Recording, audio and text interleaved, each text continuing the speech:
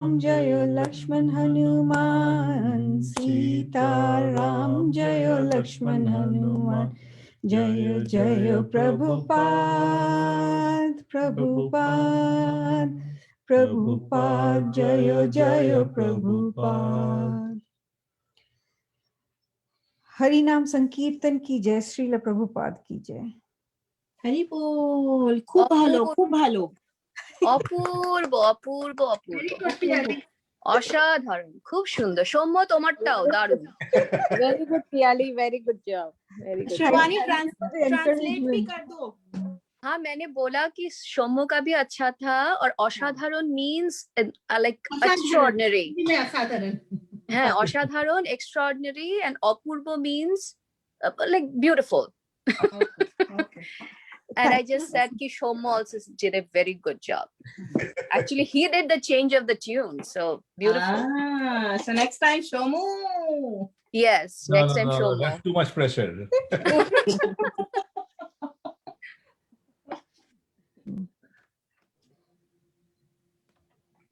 Hare Krishna, thank you so much for joining. So we'll continue with our discussion on the pastimes of Lord Ram. Om Namo Bhagavate Vasudevaya. Om Namo Bhagavate Vasudevaya. Om Namo Bhagavate Vasudevaya. Om Agyantimirandasya Gyananjana Shalakaya Chakshurunmilitam Yena Tasmai Shri Guruve Namaha. Jai Shri Krishna Chaitanya Prabhu Nityananda Shri Advaita Gadadhar Shivasadi Gaura Bhakta Vrinda. Hare Krishna Krishna Krishna Hare Hare, Hare Rama Rama Rama Hare Hare. Mukham karoti vachanam pangam langate garim tat kripatamaham vande Shri Guru Dinataranam Parmanandam Madhavam.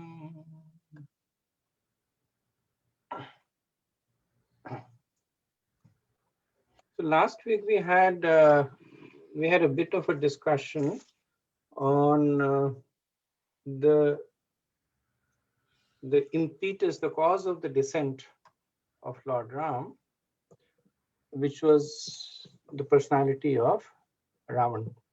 So we talked about his genealogical lineage, little bit of his character sketch, his benedictions, his prowess, all the curses that he had accumulated over several years of either disrespecting personalities or molesting women. So it ended with Ravan establishing his kingdom in Lanka and basically more or less ruling the universe, terrorizing the universe from there. So this week we'll switch gears and we will talk about the antecedents of Lord Ram, the little bit of his genealogical lineage and the circumstances surrounding his appearance.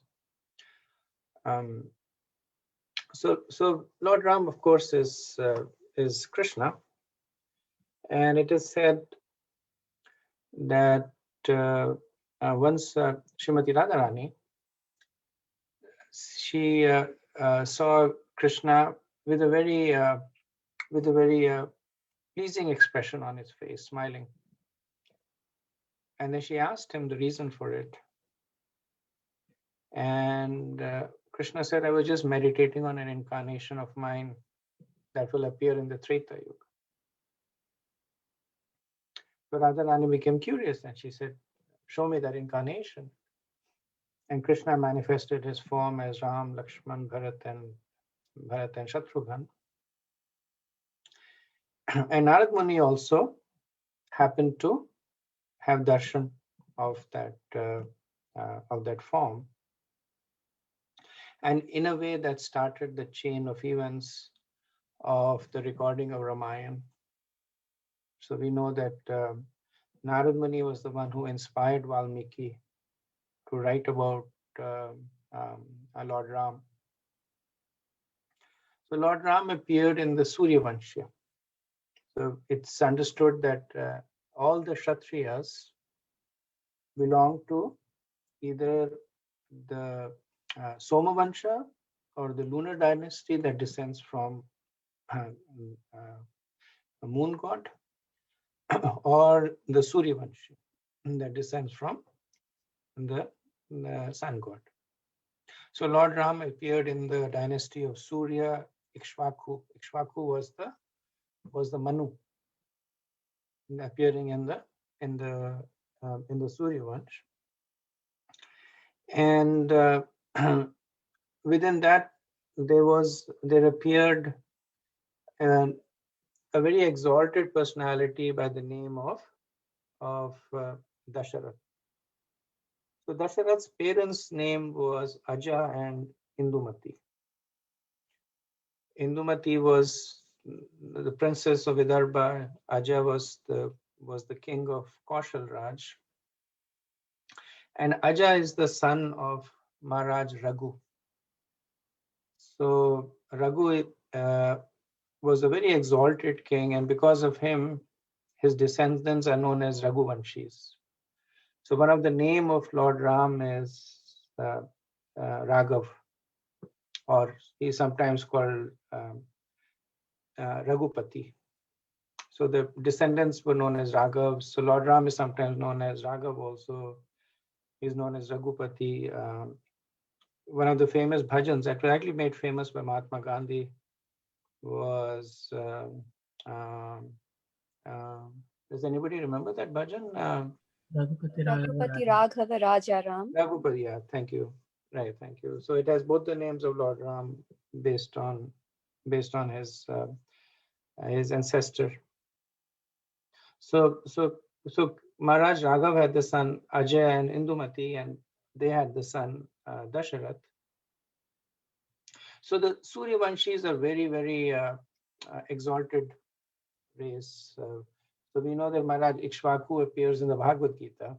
Krishna says that Imam Vivasvate Logam Yog Proktavanam Abhyavyan, then Vivashvan Manase Praha, and Mana Ikshvaku. So he was one of the recipients of the knowledge of Bhagavad Gita, Raja Rishi, and the other famous kings in that lineage are like Maharaj Sagar, Maharaj Harishchandra, then King Bhagirathi, who was instrumental in bringing the Kanjis down.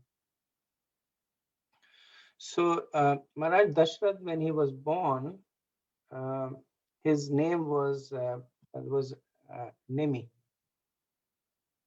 And when he was a young man, then he became famous as a warrior. So he was such a formidable warrior that when he was attacking his enemies, it would appear that he's attacking from all the 10 directions. So he was given this title Dasara. Das means 10 and Rath means chariot. So it would appear that his chariot is coming from all 10 directions. So he became famous as Dasharath. And Dasharath had 3 principal wives. So his eldest wife's name is Kaushalya. Then his middle wife's name is Sumitra. And the youngest wife's name is Kaikeyi. So Maharaj Dasharath, he ruled the kingdom of Koshal. And Ramayana, it is said that Koshal Raj, it spread from the northernmost tip of India, from around Tibet, all the way till Godavari. and that was his kingdom. But he was essentially the emperor of the world. So he had his own kingdom, but he was ruling the entire Earth planet. And Kaushal's capital was Ayodhya. So Ayodhya is described as a very, very opulent city, everything very neat, well structured, and impenetrable. So the word Ayodhya means unconquerable. So Yodha means warriors, and Ayodhya means one that cannot be conquered by any warriors. It's described as a city about 16 miles across, 96 miles long, and very opulent, very well very well laid out. So it happened once upon a time that Maharaj Dasharath, when he was learning the art of throwing weapons, he was learning this art of throwing weapon based on sound vibration. So throwing a weapon based on the hearing a sound. And he had gone into the forest to hunt, as Kshatriyas would do. So they would hunt one was to control the population of the larger predators, and also to hone their skills as warriors. So he had gone into the forest to hunt. And then he heard the sound coming from the river close by, which he interpreted as the sound of an elephant drinking water or a deer drinking water. So using his skills as throwing weapons based on hearing, he shot an arrow. And moments after he shot the arrow, he heard the cry of a human being. So he was mortified and he ran, and then he saw a young Brahmin boy who was mortally wounded with the arrow that the King Dashrath had thrown embedded in his body. So King Dashrath, he didn't know what to do. So he said, "How can I help you? I made a big mistake that I've killed a human being, and that also a Brahmin." So this boy happened to be Shravan Kumar, and there's a sub story about him that Shravan Kumar, he was taking care of his aged parents because he noticed that his wife was ill-treating them. His parents were blind, so he thought that his wife was taking care of them, but one day accidentally he ate the food that was supposed to be for his parents. And then he noticed that his wife was serving them really, really bad food that was burnt and badly cooked. So then, understanding that how his parents are being ill-treated by his wife, he prepared a kind of a balance, and he had his father and mother sit on the two sides, put the balance on his shoulder, and went into the jungle. And he was traveling in the jungle, taking care of his parents. So they reached a point where they had said they were thirsty. So he had put it down. He had asked them to wait. And they said, "I'll go and get water for you," which is when he was shot by Dasharath. So Shravan Kumar said that, I want you to do, Dasharath said, "What can I do for you?" So Shravan Kumar said, "I want you to do two things for me. First is that I need you to pull this arrow out of my body because the pain is unbearable.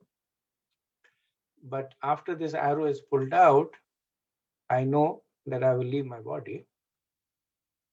Second thing is that I want you to take this pitcher of water and give it to my parents because they're sitting there, they're thirsty, they're waiting for me to give the water. So don't say anything, just give them the water."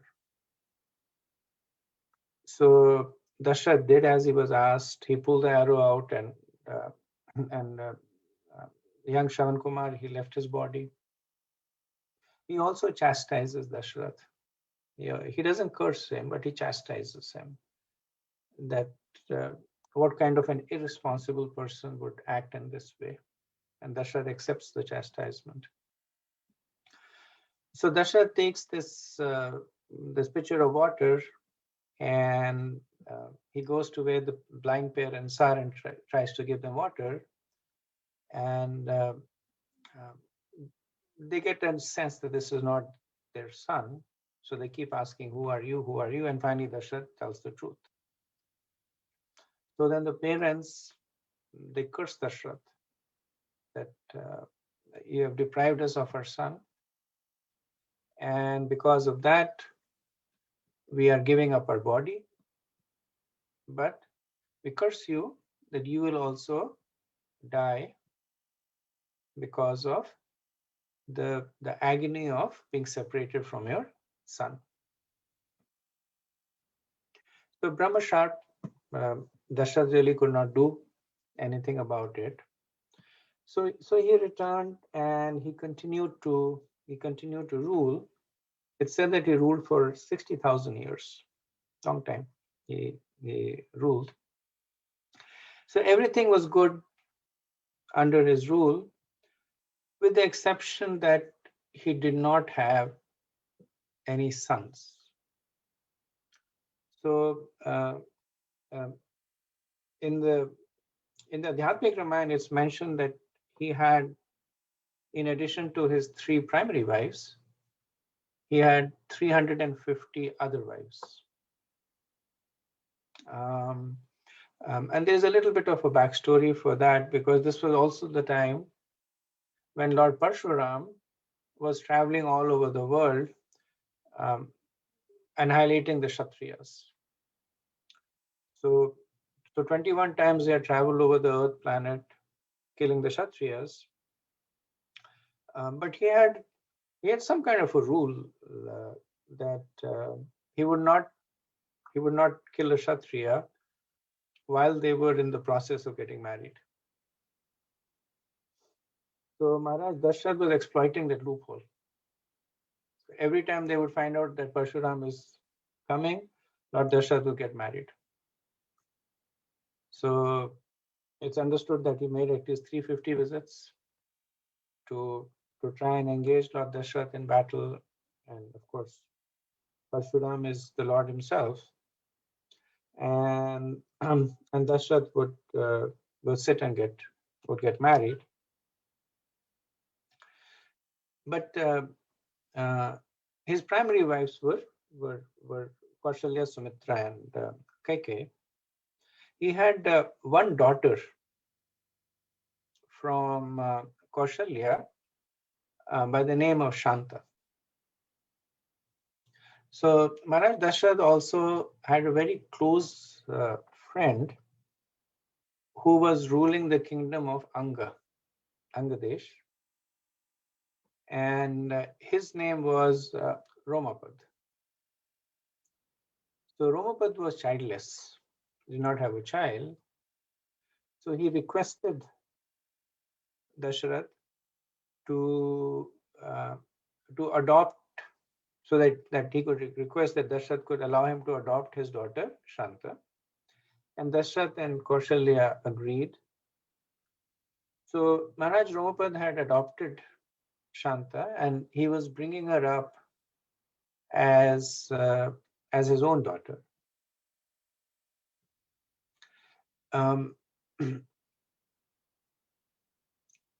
Other than this daughter, Maharaj Dashrath was childless. So one of the pastimes that is also mentioned regarding Maharaj Dashrath, that comes up later in the Ramayana, is that there was a drought in Ayodhya. And the Ayodhya was apparently a very eco-efficient city, that they would store rainwater or or water. They would dam water. So they had water that was good enough for them for 10 years. So 10 years there was a drought, and 10 years they were using the water that they had stored in the reservoirs. But after that, they ran out of water, and still there was no rain. So the astrologers, they told Maharaj Dasharath that this is because of the glance of Shani. So Shani is, for whatever reason, Shani is considered to be malefic, wherever the glance of Shani is. So Shani is the brother of Yamaraj. Right? They're both sons of Suryadev. And they both play complementary roles. That Yamraj gives you the results of your activities after you die. Shani gives you the results of your activities while you're alive. So when people die, then Yamraj looks at your balance and says, okay, so much punishment. Then he gives instructions to the Yamaduts, and depending on whatever you've done, they basically give you the appropriate punishment. But then there are karmas that are also fructifying while you live. Not all the karmas are reactions are experienced after death. And Shani is responsible for that. So the astrologer said that you have the glance of Shani, which is malefic and is creating all this problem. So then Lord Dasharath, he took his chariot, and so the mystical chariot. So he went on his way to the planet of Shani Dev to challenge him. So when Shani Dev saw this chariot of Dashrath approaching him, so he glanced at the chariot, and because of the force of his glance, the chariot and Dashrath, they started falling down like stone. So as the chariot was falling down, then one of the celestial birds noticed, and celestial eagle actually, by the name of Jatayu. So then Jatayu, he spread out his wing, which was enormous, and he caught hold of the chariot and saved Dashrath. So Dashrath was very grateful to Jatayu, and Jatayu said, asked him, "What's going on? How come you're falling from the middle of nowhere?" So Dashrath explained the whole thing. So Jatayu said, "We'll both go now and speak to Shani Dev." So now Jatayu and Dashrath, they started heading towards Lord Shani, and then Shani looked at them and said that, "I don't think they're going to go away that easily." So then he turned his glance away from Ayodhya, and immediately rain started falling. So Dashrath was very, very obliged to Jatayu, and he said, "Tell me, how can I reciprocate? How can I repay the favor?" And Jatayu said, "Don't worry about it." But Dashrath said, No, you have to tell me." So he said, if you have your son, consider me to be like you. That's all the favor I ask. That if you ask your son to be like a son to me. And Maharaj Dashrath happily said yes. And then later on in Ramayana, we do see that happen, that when Ravan had kidnapped Sita Devi, then Jatayu, and by this time Jatayu was very old, but he tries to rescue Sita Devi. And there is a battle, and Jatayu, he wounds Ravan, he kills his so Ravan's chariot is drawn by asses, so he kills all the asses. But Ravan is too powerful for Jatayu. So he cuts his wings off, and then finally he stabs him in the body and he falls down.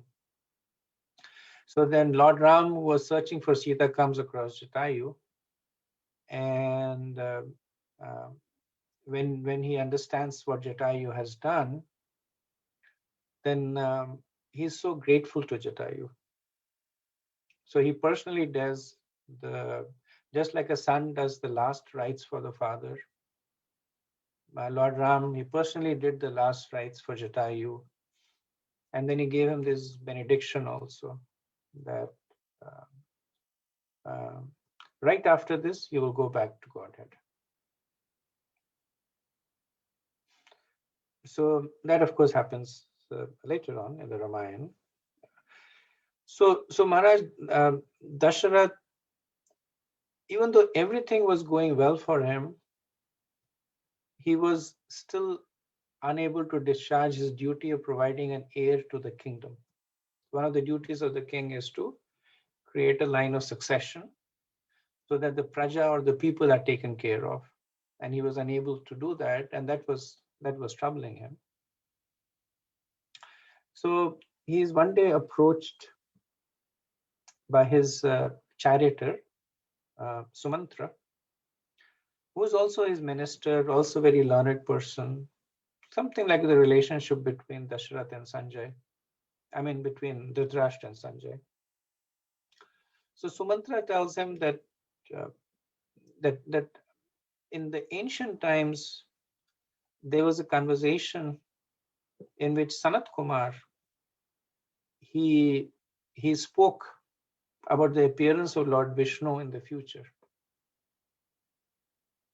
and he spoke about your dynasty, spoke about you as being the father of the future incarnation, and he then tells him about the sequence of events that have happened so far.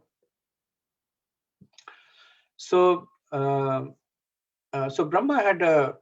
has a son at the beginning of the creation, a Manasputra by the name of Marichi.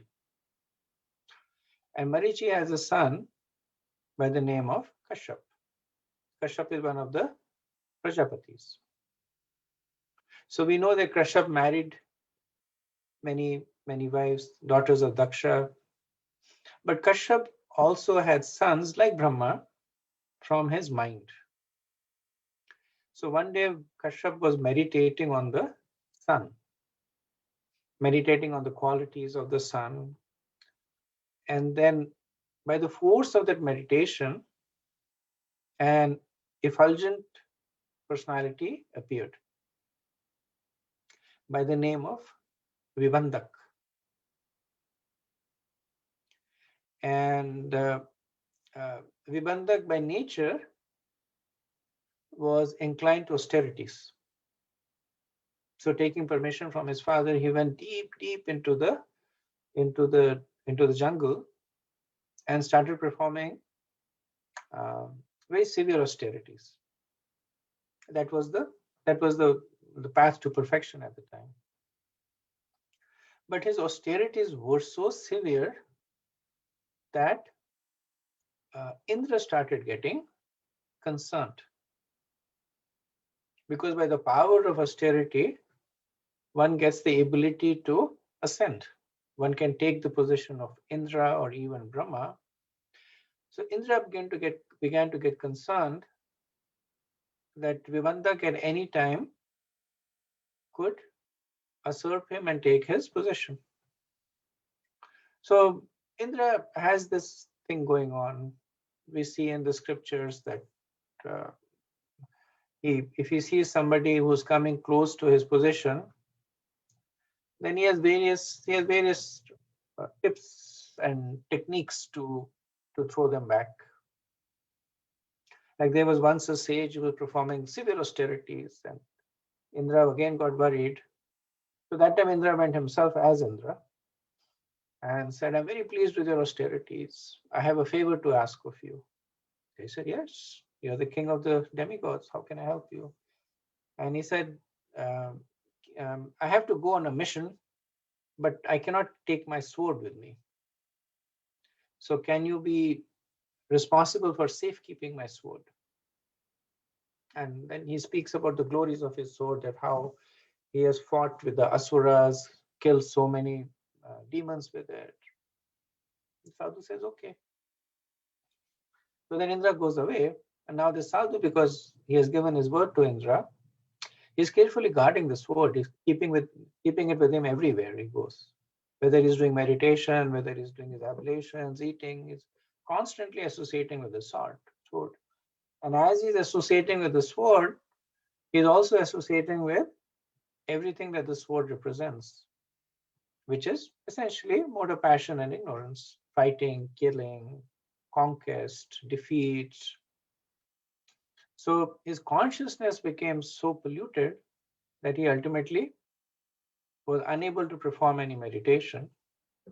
So the Indra came back and said, thank you very much for taking care of my sword. I'll see you later. Took the sword and went away. So his mission accomplished there. Then we also see in the case of Prithu Maharaj, when Prithu Maharaj was doing his Ashwamedha Yajna. So Indra is famous for having done 100 Ashwamedha Yajnas. And Prithu Maharaj did 99. And as soon as he would start doing the 100th, then Indra would steal the horse. And he would steal it and steal it and steal it. And then finally, Brahma came and intervened. And he said, let it be. He said, like Indra he's like a child, he's petulant, he's attached to it, but you take the more mature approach. Just be happy with knowing that you have done the Ashwamedha Yajnas. So similarly, when Indra saw Vibhandak doing these austerities, he became concerned. So he went through his list of things to do. He said that, should I go and personally engage with him? But he was scared because Vibhandak had so much of power. He said, okay, then I have all these apsaras, I have Menika and Urvashi and Rambas, maybe I can send them. But he was hesitant because, again, he could understand that Vibhandak's powers were far greater than something that his apsaras could affect. So he went to Lord Brahma and he said that, my dear sir, there is this person Vibhandak and he might take my position. My apsaras will not be able to handle it. So if I can borrow an apsara from your court, who were just like the residents of Brahmaloka are exalted, the apsaras of Brahmaloka are also exalted. So Brahma agreed. So there was an apsara in Brahma's court by the name of Harsha. So she got the name Harsha because she had a very happy countenance. And Indra said, your mission is simple. You have to break this austerities of Vibhandak by your womanly charms. And then that's it. So Harsha was obviously a resident of Brahmalok, very, very advanced. Since she looked at Vibhandak and said, he has no interest in your throne. That for him, your throne is trivial. And his aspirations are far, far beyond anything as material as your throne. But Indra was not convinced. He said, maybe, maybe not. I don't want to take that risk. Brahma has asked you to help me, so please do as I ask.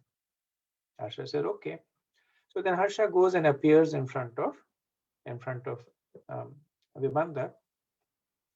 And understanding the nature of Vibhandak, she does not try to beguile him or charm him. She just tells him that this is why I'm over here. And then Vibhandak says, I have no interest. I have no interest in Indra or his throne or anything like that. But since you have promised Indra that you will come with the purpose of having a conjugal relation with me. So he discharges semen, and he says that you can take it and do whatever you want, and he leaves the place. So by her mystic powers, Harsha, she directs the semen into the womb of a deer. And she goes back to Indra and she says, all done, and goes back. So Indra is happy. So that chapter is closed. So now the deer, having received the semen of Vibandak, has a child, a human child, with ears like a deer. And Vibandak, by his mystic powers, he understands that he has a son now. So the son is named Rishi Shringa. And because he has ears like a deer. So Vibandak takes his son and goes into a even more deeper part of the forest. And he trains him in what he himself is doing, performing austerities, chanting Vedic mantras. So Vibandak grows up in almost complete isolation. But like his father, becomes a very powerful mystic. Now, in the meantime, in the kingdom of Anga, which is ruled by Maharaj Romapad, there is a severe drought that has appeared. And Maharaj Romapad, he consults with the Brahmins, with the astrologers, that why is this drought coming? So then the astrologers tell him that the reason it is coming is because you have offended the Brahmins. That it so happened that at one point you were giving charity to the Brahmins, and there was a bag of costly jewels, etc. So there was a Brahmin standing in front of you, you put your hand in the bag, and you took out a jewel that was very, very beautiful. And you became so attracted to it that you said, well, what will this Brahman do with such an attractive jewel? So you put it aside, and then you took out another jewel that was actually larger and gave it to the Brahman. But the Brahman noticed that you took what was rightfully his in charity. So this is the danger of karmakand. Charity is part of karmakand, that you give in charity, and because of giving in charity, you accrue piety. So we see the similar pastime appearing in the Bhagavatam also. Maharaj Nega, he gave cows to Brahmins, and a cow from one of the Brahmin, it left its herd and joined the herd of the other Brahmin, and the Brahmin started quarreling that this cow belongs to me, and they went back to the king. And then the king said that, don't worry, I'll give you 10,000 cows, both of you. But the Brahmin said, no, we only want what is rightfully ours. And because of that offense, he became a lizard. And he stayed a lizard for several thousand of years until he was rescued by Krishna in Dwarka. So this process of karmakand, while it gives you material benefits, but it's also very, very procedural, very specific. And if there is a slight impediment, then it can actually give you the opposite result. But in bhakti, there is no such restriction. Even if bhakti is done imperfectly, partially, it still gives results. Its results are there, and they're permanent there.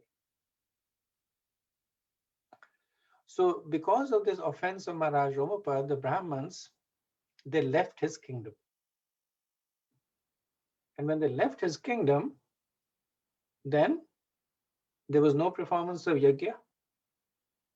And because of no performance of yajna, there was no rain.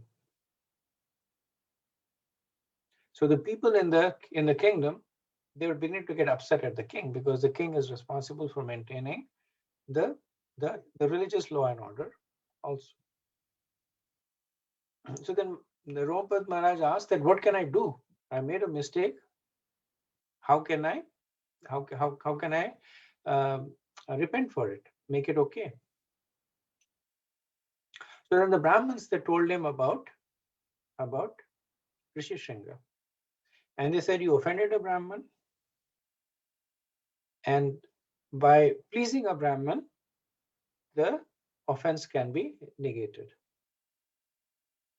So he said, okay, how do I serve Rishi Shringa?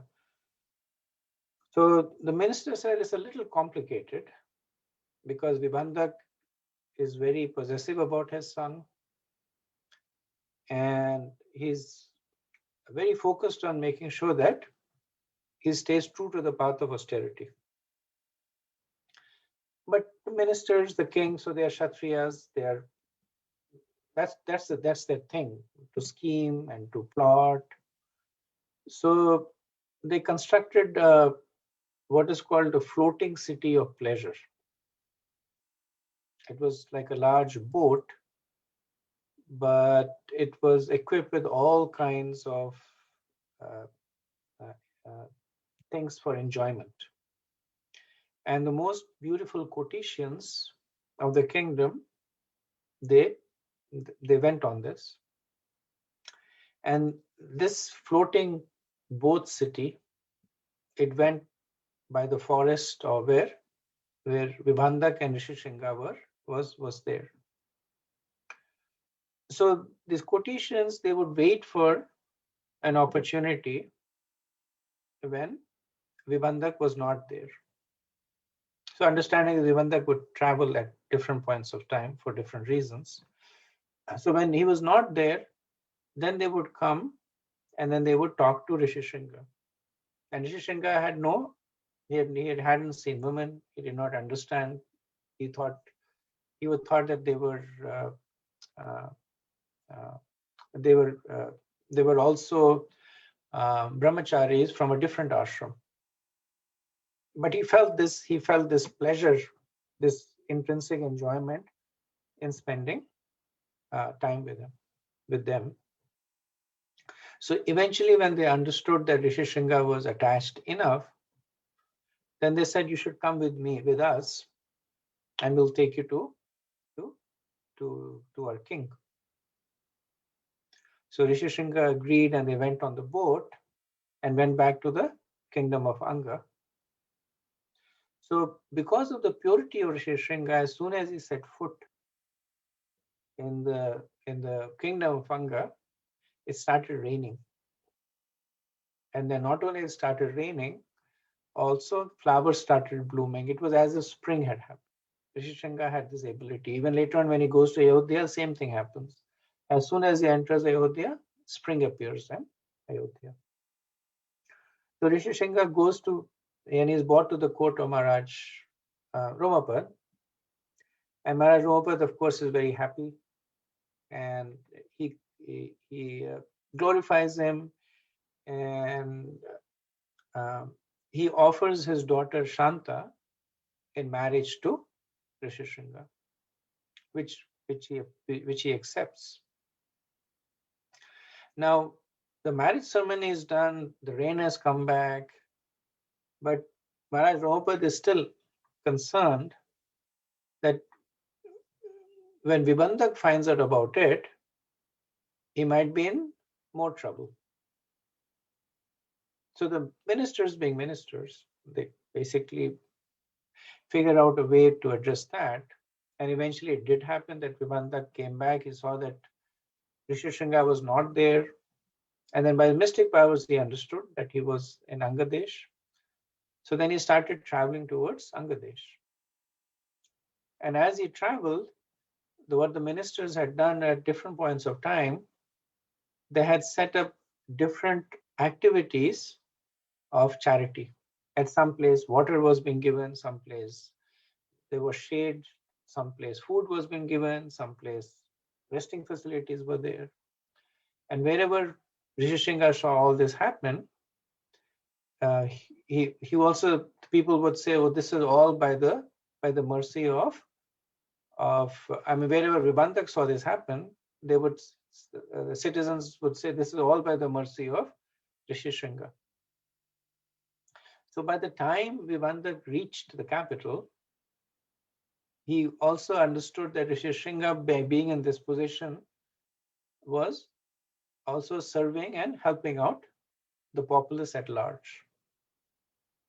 So his anger had dissipated. He gave blessings to his son, gave him instructions of how to be a just and a charitable king, and he returned to continue with his austerities. So Sumantra has been reciting this pastime based on Sanat Kumar's recitation, and now he's speaking to Dashrath that you should go to the kingdom of your old friend Maharaj Romapad, and then request him to have his son come and do a special kind of yajna known as Putra Kameshi Yajna. And by that yajna, you will definitely get a son. So Dashrath goes to the kingdom of Maharaj Romapad, talks to him. He invites him back to his kingdom of Ayodhya along with his son-in-law. So when Rishishringa enters into Ayodhya, as I mentioned, it becomes spring over there. And he's served very nicely there. And then Maharaj Dashrath puts his proposal saying that he does not have a son. He would like a son in order to serve the people of his kingdom. And if Rishishringa would agree to do the Putra Kameshi Yajna. So Rishishringa agrees, but he says the Putra Kameshi Yajna can only be done by a person who is the undisputed monarch of the world. So before I do the Putra Kameshi, you have to do the Ashwamedha Yajna. And then when you have unrivaled supremacy over the earth planet, then you will be qualified to do the Putra Kameshi. So Dashrath says, give me 1 year.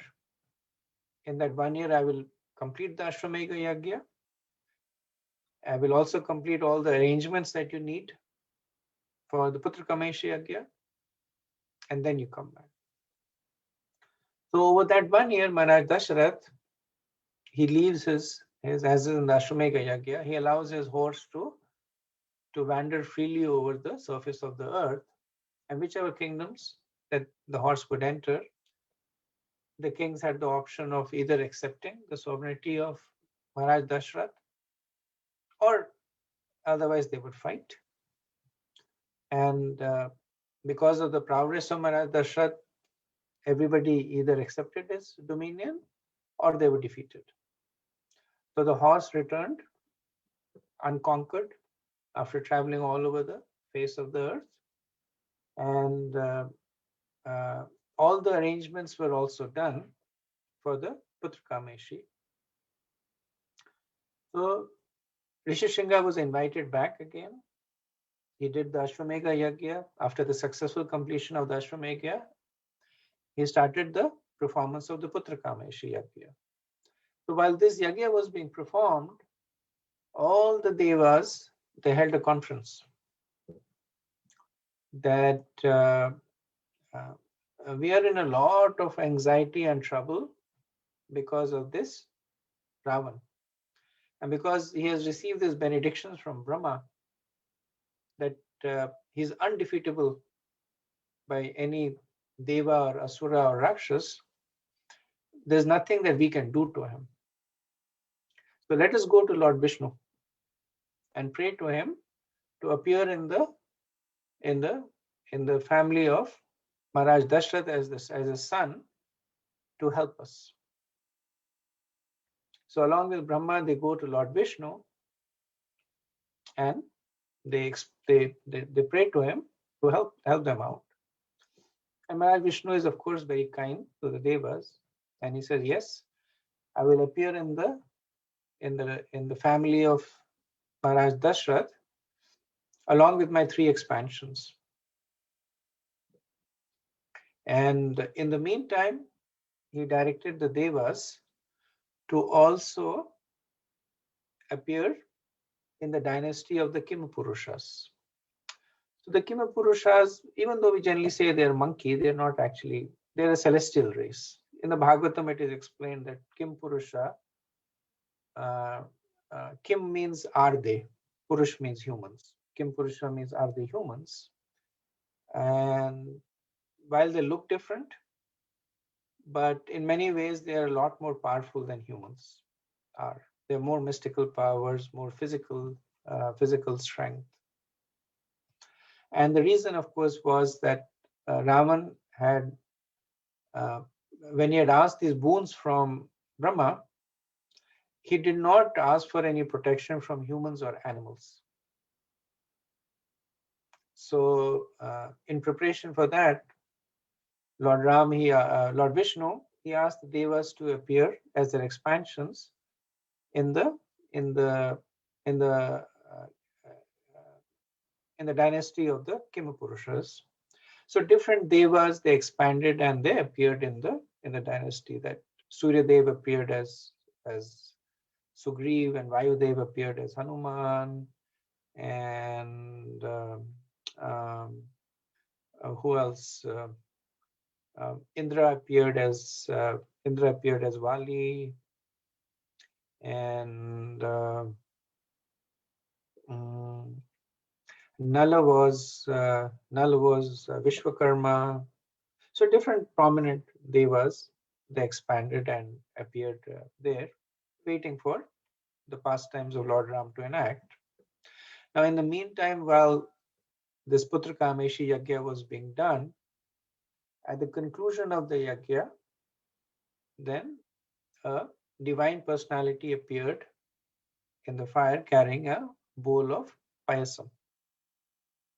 Payasam is kheer, in a golden bowl, and offered it to Dashrath and said that you give this to your wives and your wish will be fulfilled. So Maharaj Dashrath, of course, ecstatic at the prospect of having a child, a son. So he takes that bowl of payasam and offers it first to his principal, his first wife, Kaushalya. And Kaushalya takes half of that. Then the half that remained was offered to Sumitra, his second wife. And Sumitra takes half of that. So she takes a quarter. Then the quarter that remained was given to Keikei. And Keikei takes half of that, 1/8. And the remaining, which is the 1/8, was again offered to Sumitra. So Sumitra got 2 portions. And then by the influence of this, the 3 kings, the 3 queens, they started showing signs of being pregnant. And then over a period of time, it says that they carried the child in the womb for 12 months. After 12 months, on the 9th day of Chaitra, Kaushalya Devi, she delivered Lord Ram. And the next day morning, Keikei, she delivered Lord Bharat. And in the afternoon of that same day, Sumitra, who had taken 2 helpings, she had twins, Lakshman and Shatrughan. So Sumitra took one helping as a part of Kaushalya and one helping as a part of Kekai. And Lakshman was very, very attached to Lord Ram, and Shatrughan was very attached to Bharat. So all four are Vishnu Tattvas. Sometimes people say that their potency is 1/4, 1/8, but Radha Govind Maharaj says that's not true. It's actually an offense to say that their potency was reduced in any way. So they're all four Vishnu Tattvas. And in some scriptures, it is said that they are the Chaturvyuha. And in some, it is said that Lakshman, Bharat, and Shatrughan are the adornments on Lord Vishnu, Lord Narayan, the conch, the gada, and the Sudarshan Chakra. And their names were given by the astrologers with an understanding of their qualities. So Lord Ram was named Ram because it was said that anybody who comes to know Lord Ram will fall in love with Lord Ram. That his qualities will be so pleasing that he will fill the person with pleasure. So Ramyate means that making one your very, very Ramyate literally means that flooding one with love, making one a very intimate friend. That's the quality of Lord Ram. Anybody who came to know Lord Ram, with the possible exception of Ravan, but anybody who came to know Lord Ram would be so much taken in by him. Even Supnaka, who did not have a good disposition, but she was so attracted by Lord Ram. That's the quality of Lord Ram. And Lakshman, so Lakshman has the word, it is expanded from the word Lakshmi, which is opulences. So Lakshman has all the opulences. Lakshman also means Lakshyaman. So Lakshya means goal, and Aman means fixed. Lakshman was very, very fixed in his service to Lord Ram. So it said the 14 years that Lord Ram was in the jungle, Lakshman did not sleep. He was guarding them day and night. So very, very fixed in his service. And Bharat means, Bhar means weight. So Bharat is one who will carry a lot of weight. And then we see in the life of Bharat that he carried the weight of so many things.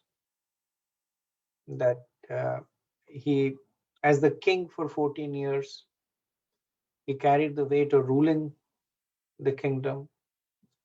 He also carried the weight of criticism. That because of the actions of his mother, she wanted him to be the king. And even though he was not agreeable to it, but still people considered him as the cause of the banishment of Lord Ram. So he bore that infamy or that criticism. He also bore the weight of separation from Lord Ram. So for the 14 years that Lord Ram was in the forest, he slept on the ground in a hut. And he ate food that was uncooked food that was soaked in cow urine, because he did not consider it appropriate for him to live any better than Lord Ram. So Lord Ram was actually leading a better life than Bharat. He was getting he was getting home cooked food from Sita Devi and enjoying the natural food in the jungle. And Bharat, he led a very austere, very austere life. And Shatrughan is the destroyer of enemies. Shatru is enemy. Shatrughan is the destroyer of enemies. So the four brothers appeared, and they were all very close to one another. So as I mentioned, that Lakshman was especially close to Lord Ram, and Shatrughan was especially close to Bharat. And all three brothers were very devoted to Lord Ram, and Lord Ram was devoted to them.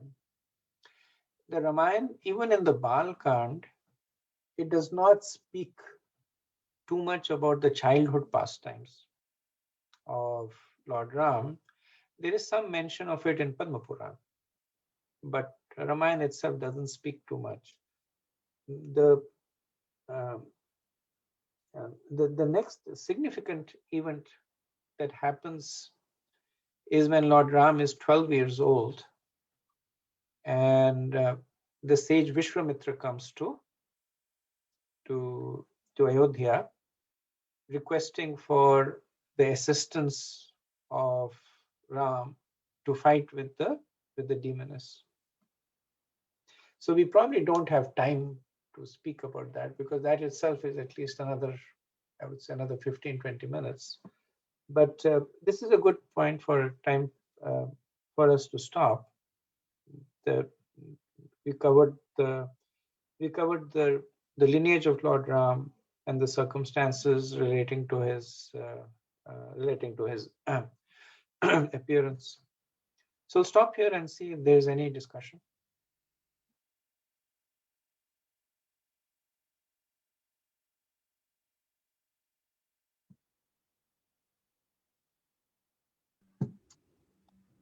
Hare Krishna, Prabhuji. Thank you very much, Prabhuji. Firstly, I wanted to thank that it is so relishing, like in the first class, as you mentioned, how many times we hear. It's always fresh. And at the same time, like I'm feeling that how many more times we hear, still there is always new details for us to know. So thank you so much, Prabhuji. And one question, Prabhuji, like some of the details, Prabhuji, like I think so many times you mentioned also the Puranic pastimes are like not so time specific or space specific like that, but still like some things, you know, we take it by faith, like, but still some things are not so clear, like the places. Uh, One example is like today you are giving Dasharatha, you know, like became victorious over the whole Bhumandala and all. So, so at the same time, I was thinking, of course, this may be a little silly to ask, but at the same time, Ravan also was living and he also ruling the whole universe, kind of.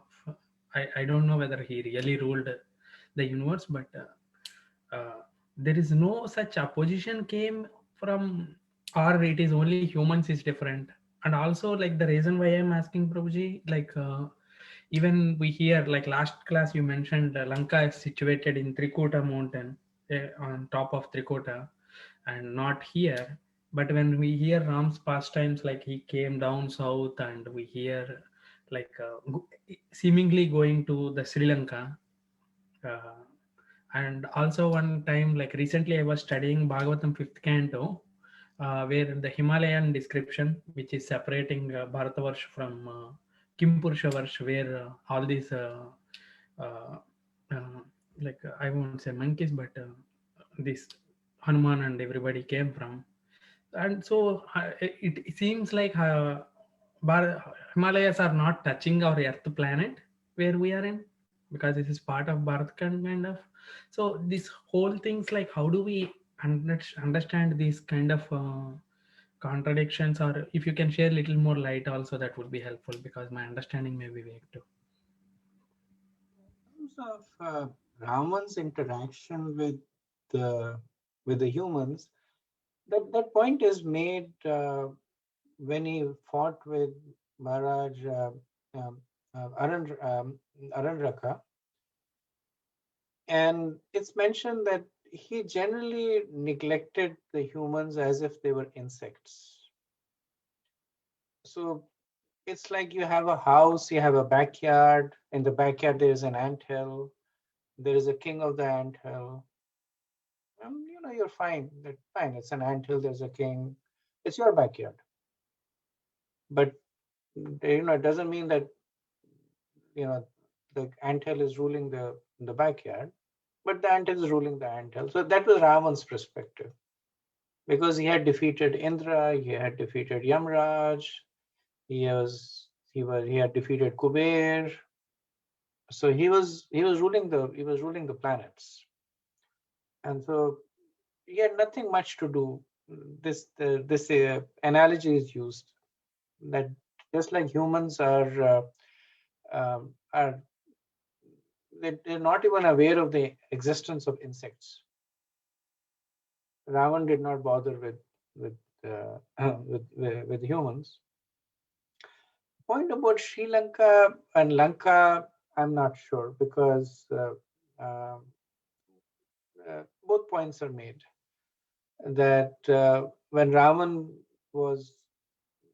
conquered the universe, then he asked Vishwakarma, and Vishwakarma, at that time, Lanka is described as the central peak of the Trikuta mountain.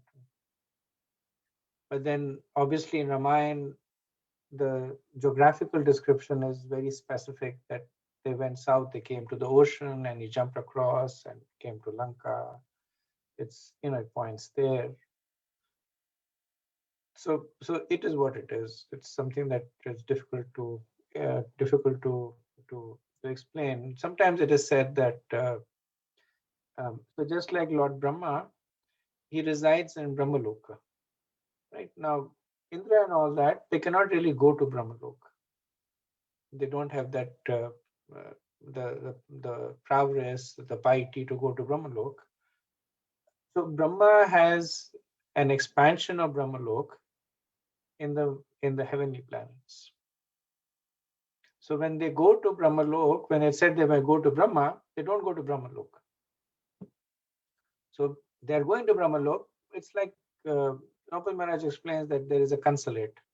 You go to the Indian consulate, which is under the control of the Indian government, but it's in Washington, D.C. Right. So you say that, I drove for half an hour and I was in the Indian. The Indian consulate is like an extension of the Indian land. So that example he gives.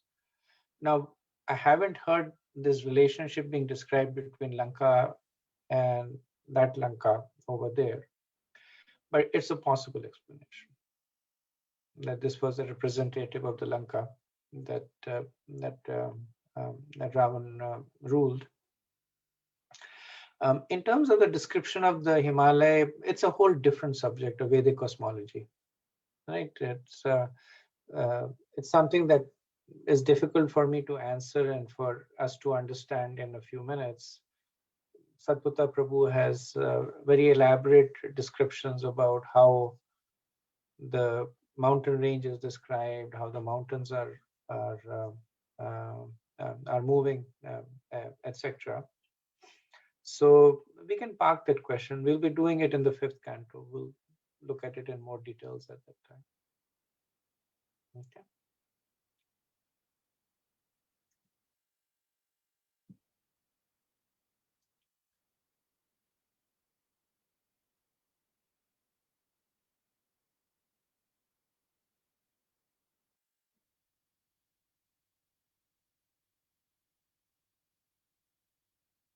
Okay. So if you don't have any further comments, then we can stop here and maybe we can do our chanting, chant one round. And after that, we'll do praise to Narsingadev. Okay.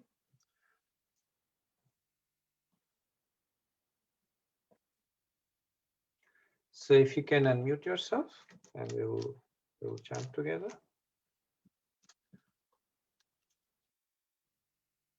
Jai Shri Krishna Chaitanya Prabhu Nityananda Shri Advaita Gadadhara Shivasadi Gaura Bhaktavinda Hare Krishna Hare Rama Rama Rama Hare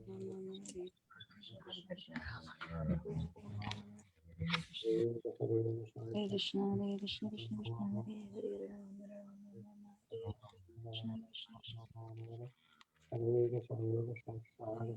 Hare, Rama Rama, Krishna Krishna, Hare Hare, Rama Rama, Hare Krishna, Hare Hare Krishna, Krishna Krishna, Hare Hare, Rama Rama, Hare Hare Krishna, Hare Hare, Rama Rama, Krishna Krishna, Hare Hare, Rama Rama, Hare Hare Krishna, Krishna Krishna, Krishna Hare Hare, Rama Krishna Krishna, Hare Hare, Rama Rama,